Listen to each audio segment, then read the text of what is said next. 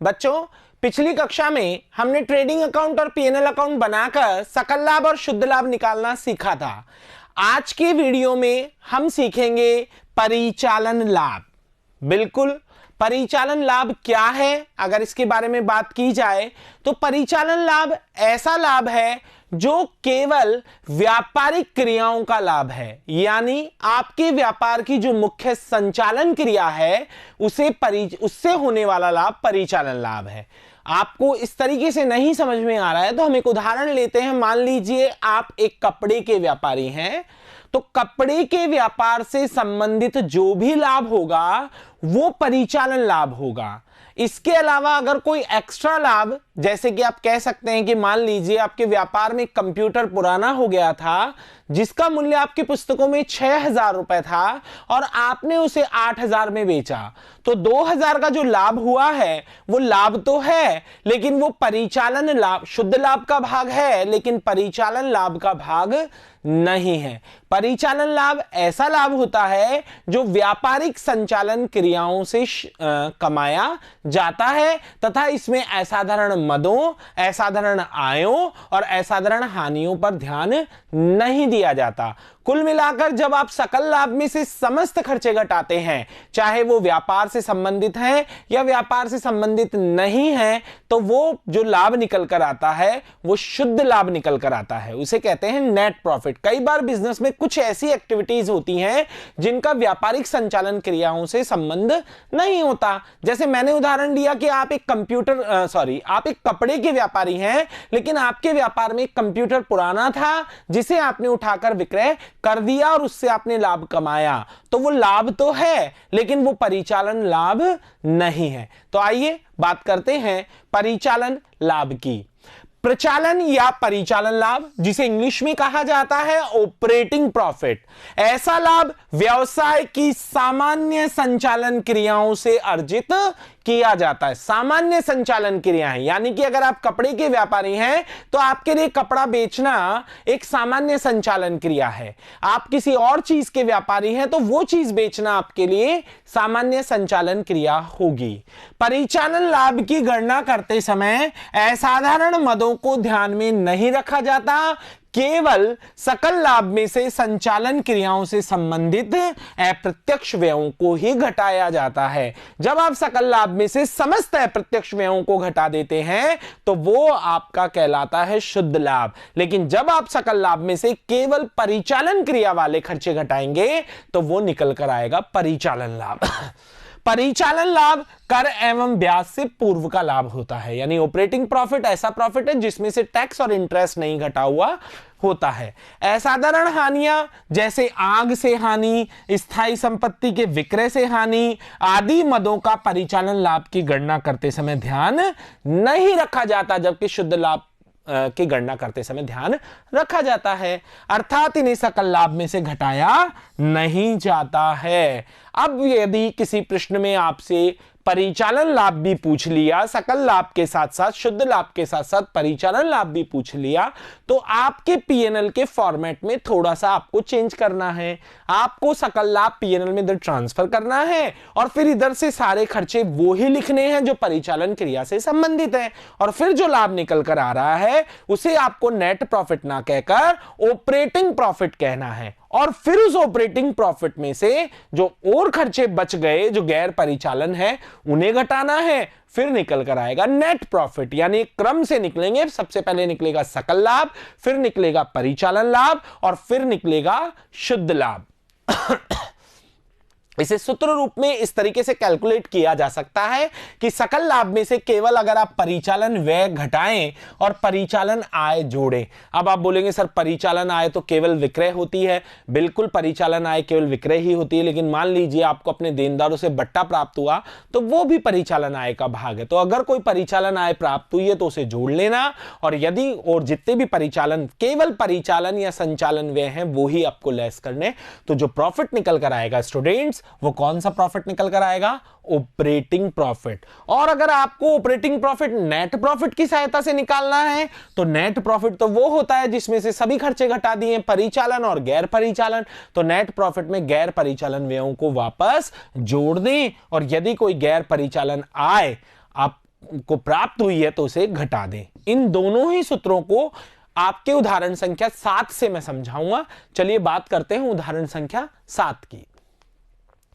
31 मार्च 2017 को समाप्त होने वाले वर्ष की पुस्तकों से निकाले गए शेषों से सकल लाभ, प्रचालन लाभ और निवल लाभ की गणना कीजिए। यानी इस बार आपको ग्रॉस प्रॉफिट भी निकालना है, ऑपरेटिंग प्रॉफिट भी निकालना है और नेट प्रॉफिट भी निकालना है।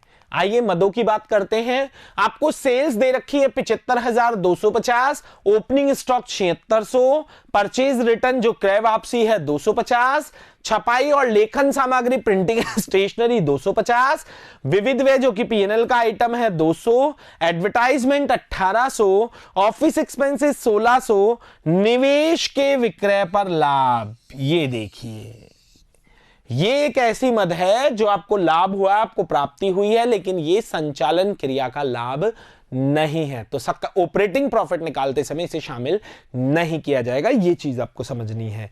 निवेश पर लाभांश ये भी संचालन क्रिया से आय नहीं है।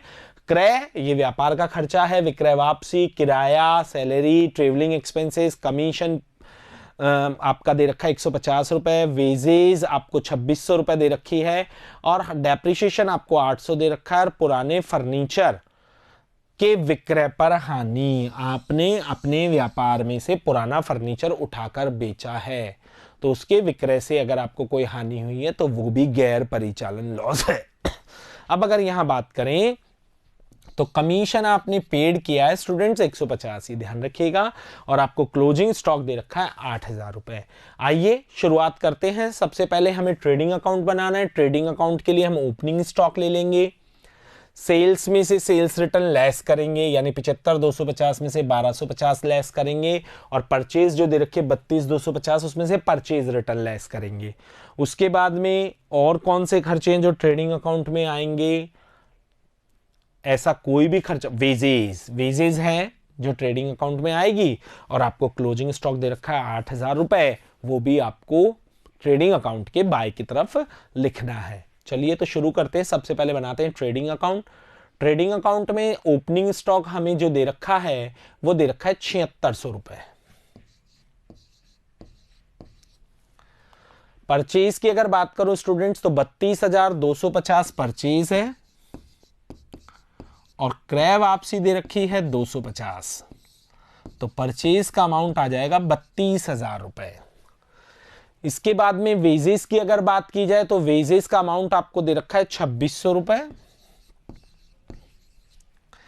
सेल्स की अगर हम बात करें तो सेल्स हमें दी गई है स्टूडेंट्स, सेल्स दी गई है 75,250 और सेल्स रिटर्न दी गई है 1250, तो आपकी नेट सेल्स आती है 74,000 और क्लोजिंग स्टॉक जो कि नीचे मेंशन किया है वो है 8,000 रुपए।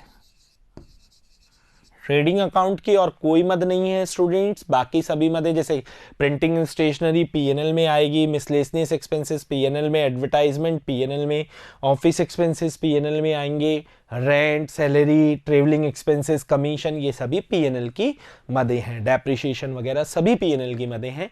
तो अब हम इसका अंतर निकाल लेते हैं ताकि सकल लाभ या सकल हानि की गणना कर सकें। तो क्रेडिट का जो योग है स्टूडेंट्स वो आ रहा है आपके 82,000 रुपए, और डेबिट के योग की अगर बात करूं तो इसका योग आ रहा है 42,200 रुपए।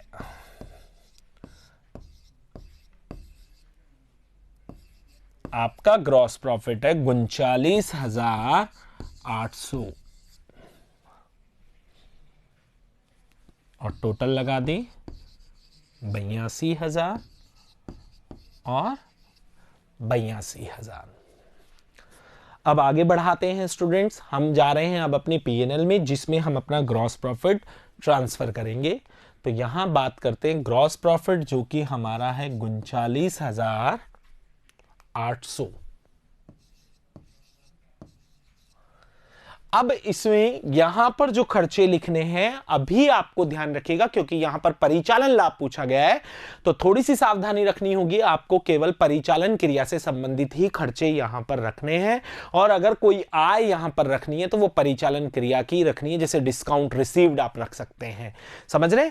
बाकी इनकम को अभी नहीं रखना है, क्योंकि हमें यहां पर परिचालन लाभ की गणना, ऑपरेटिंग प्रॉफिट की गणना करनी है। तो 3 मदें मैंने आपको बताई थी जो गैर परिचालन है। निवेश के विक्रय पर लाभ, ये बाद में लेंगे। निवेश पर लाभांश, ये आपको प्राप्त हुआ है, ये भी बाद में लेंगे। और पुराने फर्नीचर के विक्रय से जो 300 का लॉस हुआ है, ये पीएनएल में आता है, लेकिन उसके सेकंड पार्ट में आएगा, क्योंकि हमें यहां पर ऑपरेटिंग प्रॉफिट की गणना करनी है। तो बात करते हैं अब और खर्चों की। सबसे पहला जो खर्चा है वो इन्होंने पूछा है रेंट। तो रेंट जो हमें दिया है स्टूडेंट्स, वो दिया है 300 रुपए। खर्चों का ऐसा कोई क्रम नहीं है स्टूडेंट्स, आप जिस क्रम में चाहे दिखा सकते हैं। स्टेशनरी एंड प्रिंटिंग वो है 250 रुपए।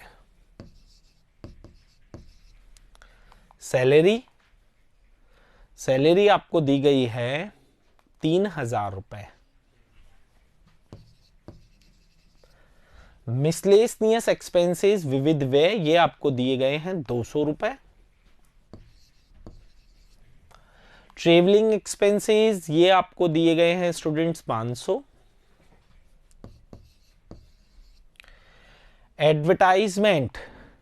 एडवर्टाइजमेंट आपको दिया गया है 1800 रुपए। कमीशन पेड आपको दिया गया है 150 रुपए।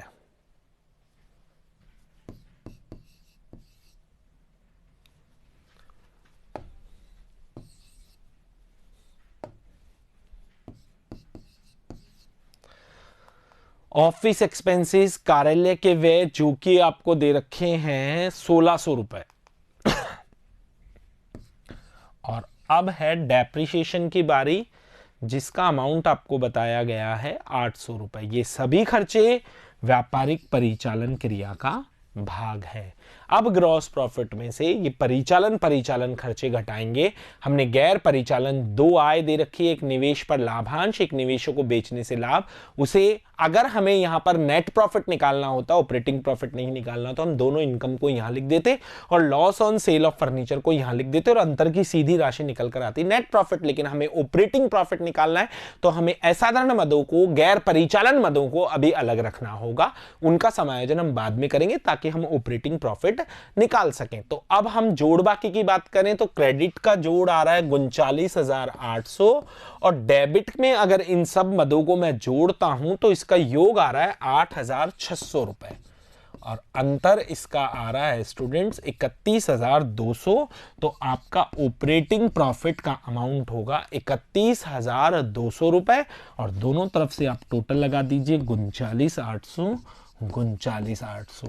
अब आपको निकालना है नेट प्रॉफिट। नेट प्रॉफिट की बात की जाए तो इस ऑपरेटिंग प्रॉफिट को, जैसे आप ग्रॉस प्रॉफिट को ट्रेडिंग से ट्रांसफर करते हैं, उसी तरीके से इस ऑपरेटिंग प्रॉफिट को भी आपको पीएनएल के सेकंड पार्ट में लेकर जाना है। पीएनएल का सेकंड पार्ट उसमें ट्रांसफर करना है और फिर जो 2 गैर परिचालन इनकम आपको प्राप्त हुई है ये रही। निवेश के विक्रय पर लाभ, आप बोलेंगे सर ये परिचालन क्यों नहीं है? क्योंकि आपका काम है माल बेचना। अगर संपत्ति बेचने से आप कोई भी लाभ कमाते हैं या संपत्तियों से आप कोई भी आय कमाते हैं तो वो सब गैर परिचालन आय है। तो यहां पर लिखा हुआ निवेश पर लाभांश 2500, यानी कि आपको विनियोगों पर लाभांश मिला है, ये भी गैर परिचालन आय है। और निवेश के विक्रय पर लाभ हुआ है, ये भी गैर परिचालन आय है, तो इन्हें इनकम की तरफ लिख देंगे। और आपको पुराने फर्नीचर बेचने पे लॉस हुआ है उसे खर्चे की तरफ लिख देंगे। तो आइए अब ऑपरेटिंग प्रॉफिट से निकालते हैं आपका नेट प्रॉफिट। तो ऑपरेटिंग प्रॉफिट आपका कितना आ रहा है? ऑपरेटिंग प्रॉफिट आपका आ रहा है 31,200। Profit on sale of investment और डिविडेंड ऑन इन्वेस्टमेंट, इनकी राशि कितनी है students? Profit on sale of investment, निवेश के विक्रय पर लाभ हुआ है 500 और निवेश पर लाभांश आपको मिला है 2500। तो profit on sale of investment तो 500 रुपए है और डिविडेंड ऑन इन्वेस्टमेंट 2500 रुपए है। और अगर गैर परिचालन खर्चे की बात की जाए तो आपको केवल एक ही खर्चा बता रखा है, loss on sale of furniture. ये गैर परिचालन क्यों है? क्योंकि आपका काम फर्नीचर बेचना नहीं है, आपका काम माल बेचना है।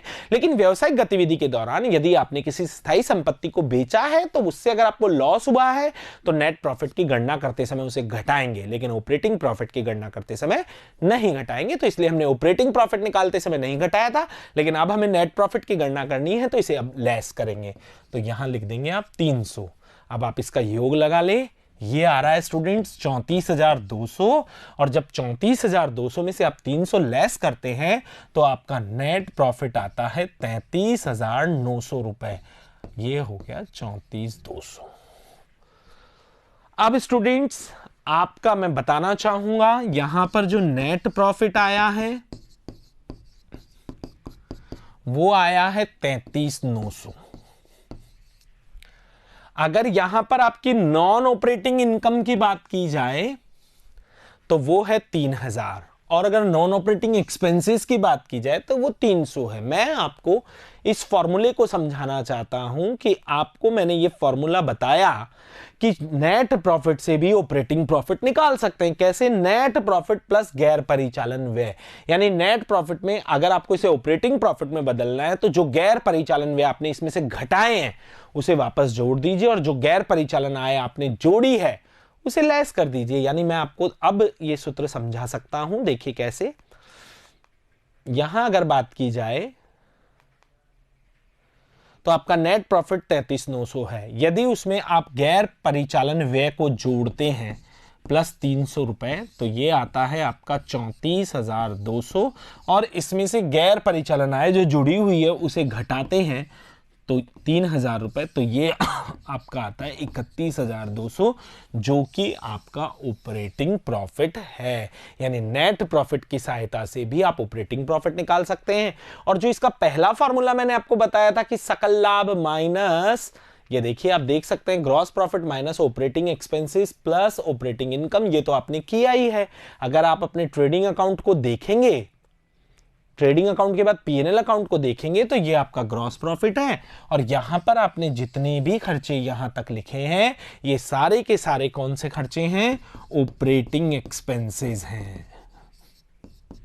तो इनको आपने ग्रॉस प्रॉफिट में से लेस कर दिया तो ऑपरेटिंग प्रॉफिट निकल कर आया।